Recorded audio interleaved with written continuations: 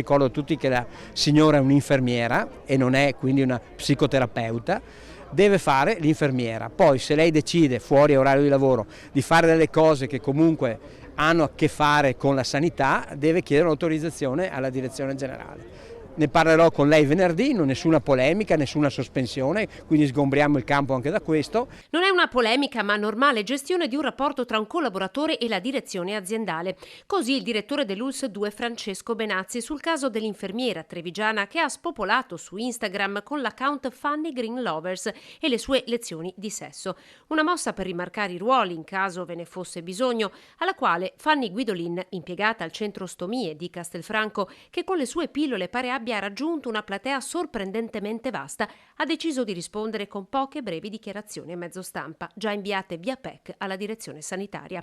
Smentisce l'infermiera, da noi contattata nel pomeriggio, di essere già stata convocata. Invierà, promette, lo stesso comunicato alla stampa, però non prima di domani. Un rapporto di sesso e basta può essere divertente, leggero, ma bisogna essere in grado di gestirlo, già, non ci si deve affezionare. E questo è alla base di tutto. Video girati alla buona, dove Fanny appare con Mise e location sempre nuove come consulente dal piglio diretto ma anche volutamente ironico. E se l'ULSS 2 oggi parla di richiamo, l'infermiera iscritta all'ordine di Padova intanto dichiara di aver già il suo avvocato.